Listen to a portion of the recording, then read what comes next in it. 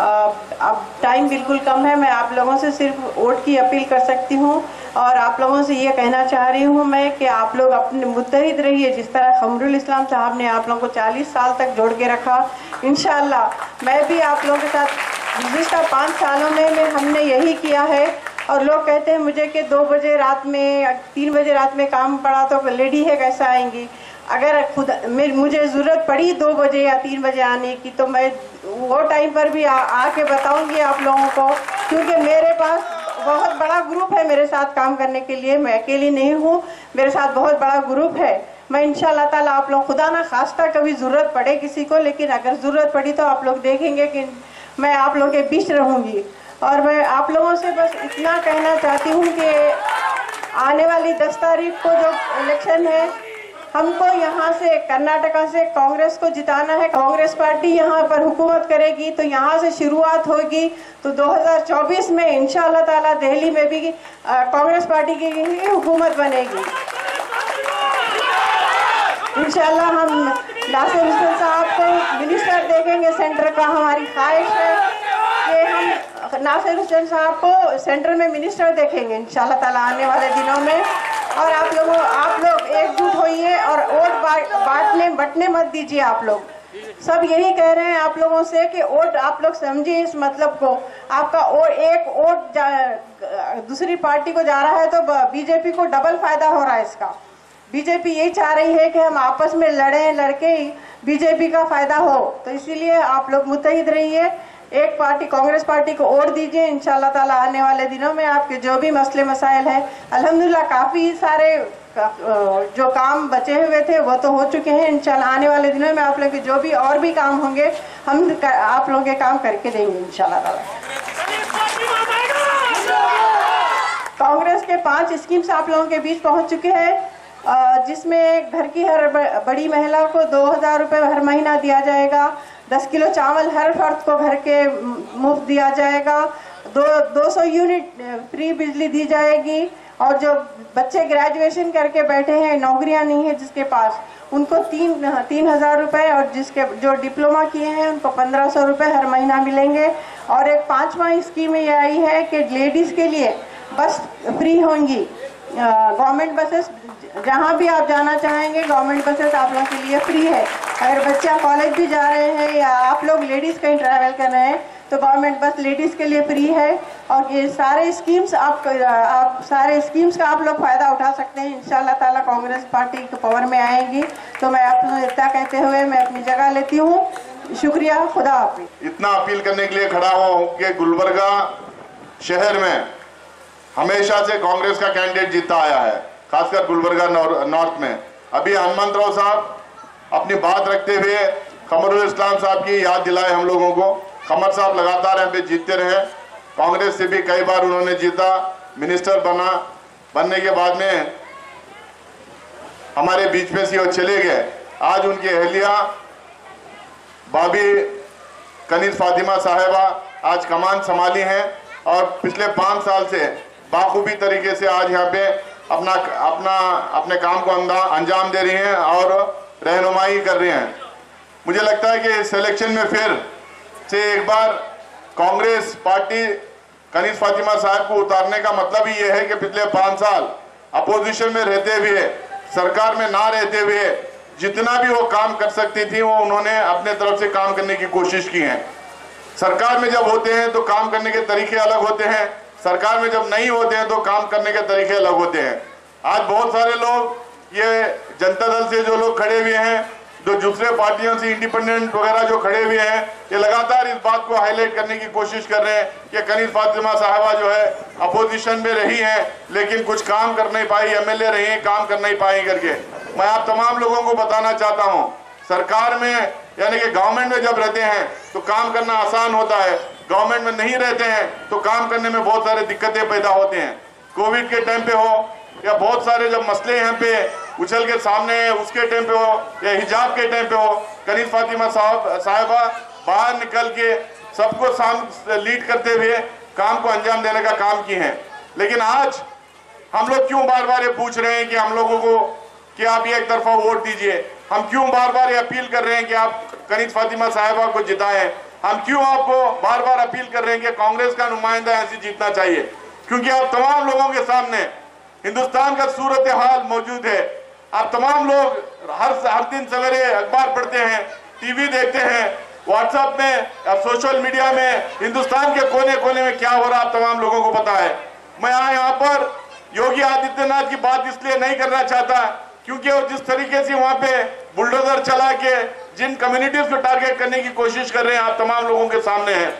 उत्तर प्रदेश के अलावा मध्य प्रदेश में, गुजरात में, हरियाणा में, महाराष्ट्र में, जहां जहां भारतीय जनता पार्टी की सरकार है, आसाम में जहां पे लगातार मदरसों के ऊपर टारगेट कर मदरसे बंद किए जा रहे हैं, ये भारतीय जनता पार्टी की जहां जहां सरकारें हैं उन स्टेटों में, उन राज्यों में क्या हो रहा है तमाम लोगों को पता है। जब ऐसे नाजुक दौर से हम लोग गुजर रहे हैं, क्या हमारी जिम्मेवारी नहीं बनती है कि हम लोग ऐसी सरकार को, ऐसी एक पार्टी को सरकार से उखाड़ के फेंके। सिर्फ बाहर की बात नहीं कर रहा हूं मैं, कर्नाटका में आज क्या हो रहा है, कर्नाटका में लगातार ये देखने को मिल रहा है कि ये सरकार लगातार करप्शन में, भ्रष्टाचार में, रिश्वतखोरी में लिप्त है। 40% कमीशन की सरकार के नाम से ये जानी जा रही है। जो आपके हिस्से में जो आना उसमें 40% सरकार के लोग ही खा ले रहे हैं। तो ऐसी सरकार जो जब हर चीज में घूसखोरी कर रही है, जब इनके मामले बाहर आ रहे हैं तो लोगों का अटेंशन डाइवर्ट करने के लिए, लोगों का ध्यान भटकाने के लिए ये हिजाब जैसे इश्यू सामने लेके आते हैं। कभी अजान सामने आ जाते हैं, कभी हलाल वाला मामला सामने आता है। जब कुछ नहीं होता है, जब इनको लगता है कि ये लोग सरकार से निकल जाएंगे, जब इन लोग को लगता है कि चुनाव में हार जाएंगे, चुनाव के एक हफ्ता पहले, चुनाव का अनाउंसमेंट होने के एक हफ्ता पहले इन्होंने जो है 4% रिजर्वेशन को हटा देते हैं। ये 4% रिजर्वेशन किसने दिया था? कांग्रेस पार्टी ने 4% रिजर्वेशन दिया था। कांग्रेस ने कहा, उस जमाने में सोनिया गांधी जी ने कहा कि हिंदुस्तान में जितने तबके के लोग रहते हैं, चाहे वो हिंदू हो, मुसलमान हो, चाहे वो पिछली जात हो, चाहे शेड्यूल कास्ट हो, शेड्यूल ट्राइब हो, चाहे वो मुसलमान हो, क्रिश्चियन हो, सिख हो, जो पिछले वर्ग इन तमाम तबकों में है, ये तमाम लोगों को कुछ ना कुछ राहत का काम मिलना चाहिए, बराबरी और हिस्सेदारी का काम होना चाहिए, संविधान के बराबर हम लोग को चलने का काम होना चाहिए। तो इसीलिए रिजर्वेशन दिया गया था। सिर्फ हमारे स्टेट में नहीं, कई स्टेटों में मुसलमान को रिजर्वेशन दिया गया था। आज ये रिजर्वेशन हटा रहे हैं, इससे बहुत सारा नुकसान मुस्लिम कम्युनिटी को हो रहा है। कांग्रेस ने जब रिजर्वेशन दी थी, कांग्रेस का यह मानना था, सारे कमीशन, सारे रिपोर्ट्स का यह मानना था कि कर्नाटका में सारी की सारी मुस्लिम कौम बैकवर्ड कौम है, ये पिछले वर्ग की कौम है, इसीलिए रिजर्वेशन दिया जाना चाहिए था। हमारे बच्चों को एक क्लास से लेके यूनिवर्सिटी एजुकेशन तक, पीएचडी करने तक, इंजीनियरिंग कॉलेजेस में, मेडिकल कॉलेजेस में, पॉलिटेक्निक में, फार्मेसी कॉलेजेस में, एमबीए की डिग्रियों में, साइंटिस्ट का जो कोर्स कर रहे थे, जो एरोनॉटिकल्स का कोर्स कर रहे थे, हर कोर्स में 4% रिजर्वेशन हमारे बच्चों को मिलता था। नौकरियों में, यानी कि एम्प्लॉयमेंट में, चाहे पुलिस की नौकरी हो, चाहे डीसी बन रहा था, चाहे एसी बन रहा था, चाहे टीचर बन रहा था, चाहे लेक्चरर बन रहा था, चाहे पुलिस इंस्पेक्टर बन रहा था, चाहे केएसआरटीसी में काम कर रहा था, हर नौकरी में 4% रिजर्वेशन मुसलमानों को मिल रहा था। इसीलिए कई नौकरियों में हमारे लोगों को कई नौकरियों में देखने को हम लोग को मिल रहा है। आज भारतीय जनता पार्टी ये क्यों हटा रही है? ये मेजॉरिटी और माइनॉरिटी का खेल क्यों कर रही है? इनको पता है कि इस तरीके से खेल खेल कर अगर हम ध्यान नहीं भटकाएंगे तो ये 40% की कमीशन की जो सरकार हार जाएगी। तो इसीलिए ये सब चीजें लेके आपके सामने आने का, लोगों में जहर खोलने का, समाज में जहर खोलने का, हिंदू मुस्लिम के नाम पे लड़वाने का, बंटवारे करने का काम कर रही है। इसीलिए राहुल गांधी जी ने कहा कि हिंदुस्तान में पिछले 10-12 साल से जिस तरह से भारतीय जनता पार्टी, जिस तरह से कट्टरपंथी ताकतें, जिस तरह से बीएचपी, बजरंग दल, जिस तरह से आरएसएस समाज में जहर घोलने का काम कर रहे हैं, हिंदू मुसलमान के नाम पे लड़ाने का काम कर रहे हैं, ऊंची जात नीची जात के बीच में जो झगड़े करवा रहे हैं, तो ऐसे माहौल को खत्म करने के लिए, भारत को जोड़ने के लिए, एक दिल से दूसरे दिल को जोड़ने के लिए, एक कम्युनिटी से दूसरे कम्युनिटी को जोड़ने के लिए, एक भाषा बोलने वाले से दूसरे भाषा बोलने वाले को जोड़ने के लिए राहुल गांधी ने भारत जोड़ो यात्रा निकाला था 4000 किलोमीटर तक का। आज हम लोग क्यों ये कोशिश कर रहे हैं कि कांग्रेस को यहाँ पे जिताएं? क्योंकि पूरा हिंदुस्तान, पूरी दुनिया कर्नाटक की तरफ आज देख रही है। वो देखना चाह रही है कि कर्नाटक की अवाम किस तरफ वोट देगी, किस सोच के पार्टी को आगे बढ़ाएगी, किस डायरेक्शन में हिंदुस्तान को ले जाना चाहेगी। इसीलिए दोस्तों, बुजुर्गों, माँ बहनें, मैं आप लोगों को यह अपील करने के लिए यहाँ पे खड़ा हूँ कि एक एक आपका वोट, यहाँ पे दूसरी पार्टी भी है, जनता दल पार्टी भी है जो वोट काटने की कोशिश कर रही है, उसका एक एक वोट जनता दल को देने का मतलब है सीधा बीजेपी को आप वोट दे रहे हैं। एक वोट जनता दल को जाने का मतलब कांग्रेस का वोट कम होगा और बीजेपी का वोट बढ़ते जाएगा। अगर आप चाहते हैं कि कांग्रेस की सरकार कर्नाटक में बने, अगर आप चाहते हैं कि कांग्रेस को 140-150 सीट मिले, तो आप जरूरी है कि आप कनीज फातिमा साहिबा को गुलबर्गा नॉर्थ से आपको जिता के भेजना पड़ेगा। बहुत सारे लोग ये भी कहते हैं, बहुत सारे लोग ये भी कहते हैं कि ये खवातीन रहनुमाई नहीं कर सकती है, लेकिन इस्लामिक हिस्ट्री उठा के देखेंगे, हिंदुस्तान की हिस्ट्री उठा के देखेंगे, मैं तो आपको इतने नाम दूंगा कि खवातीन ने जो है रहनुमाई की और लीडरशिप की है। आज मुझे फख्र होता है कि मेरे कौम की एक खवातीन, मेरे अपने खमरुल इस्लाम साहब की अहलिया आगे बढ़ के घर के बाहर निकल के हर ताकत का सामना करके बाखूबी तरीके से पिछले 5 साल से रहनुमाई की है। और आप लोगों की दुआएं रहेंगे। और 10 तारीख को आप लोग बाहर निकल के वोट करके एक तरफ वोट करेंगे तो आने वाले 5 साल भी कनीज फातिमा साहिबा आपकी रहनुमाई करेंगे और कांग्रेस की सरकार यहाँ पे अगले 5 साल बने रहेगी। मंडल प्रेसिडेंट बन रहे, चेयरमैन बन रहे, मेयर बन रहे, जिला परिषद चेयरमैन बन रहे, कौन दिया भैया? महिलाओं को भी आगे बढ़ाने का काम करे। एक जमाने में यहाँ से हैदराबाद बात करो तो सुने नहीं आता था फोन में, आज कौन लाया भैया? श्याम पेट्रोड़ा को लगा के इस देश में टेलीकॉम इंप्रूव करके हर एक के हाथ में फोन है। आखिर में कौन? सफाई कर्मचारी भी एक तरफ से झाड़ू है, दूसरे तरफ से फोन मियाँ बहुत कर रहा, कहाँ बैठे और 3 गलियां साफ करना है, उसके बाद आता हूँ खाना लगाए खाओ बोल रहे। ये किसका तरीका है? ये कांग्रेस का तरीका है, गरीबों को सोचने का तरीका है। अभी मेरा भाई बात कर रहे थे, करीब हमारे कनीज फातिमा के खिलाफ बोल रहे, तुम लोग क्या कर रहे भाई? एक महिला बोल के उन्होंने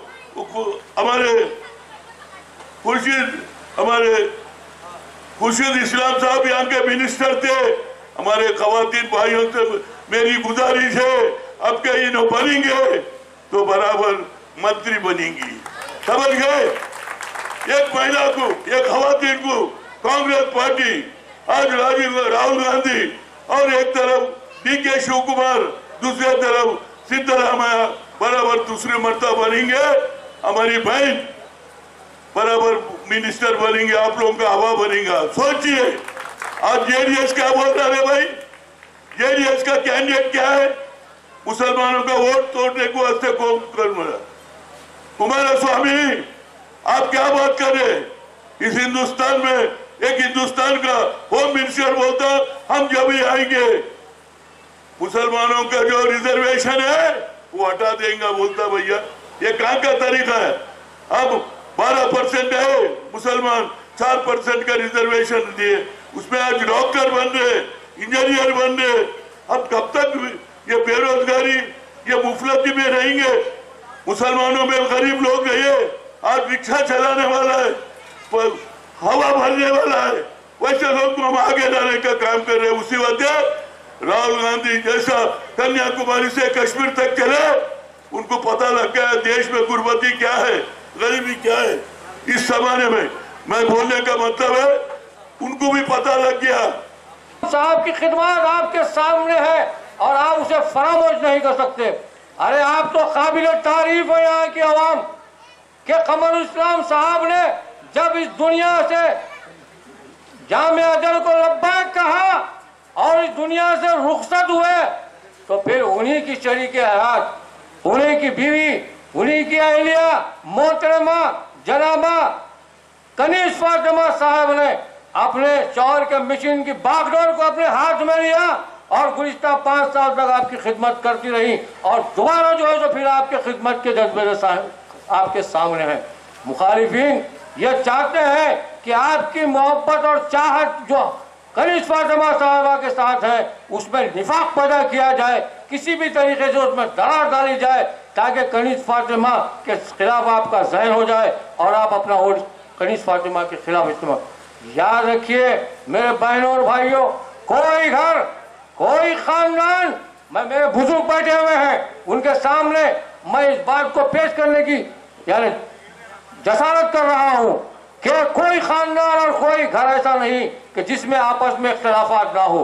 भाई भाई में इख्तलाफात होते हैं, बाप बेटे में इख्तलाफात होते हैं, माँ बेटी में इख्तलाफात होते हैं, लेकिन अगर आपको कनीज़ फातिमा साहिबा से किसी भी किस्म का इख्तलाफ है तो खुदारा 10 तारीख के दिन आप इख्तलाफ को, मुखालिफत को बालाए ताक रख दें और बीजेपी से मुकाबला करने के लिए आपको 10 तारीख के दिन नमाज फजर अदा करते ही, मेरी बहनों याद रखो, नमाज फजर अदा करते ही घरों से निकलो और अपने अपने पोलिंग बूथों पे जाओ और अपना वोट इस्तेमाल करो।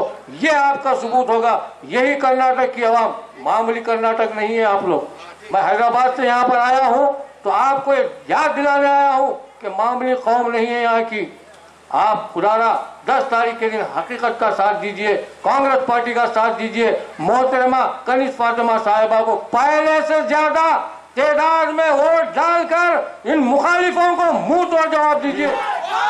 स्टेज पे बैठे मोहतरमा कनीज़ फातिमा साहिबा, नासिर हुसैन साहब, हनुमान साहब, रहीम मुल्ला साहब, असलम हजारी साहब, सुहेल जुनेदी साहब और तमाम स्टेज पे बैठे हुए मेरे तमाम भाइयों, बुजुर्गों और मेरी इज्जतदार माओ और बहनों, अस्सलामु अलैकुम व रहमतुल्लाहि व बरकातहू।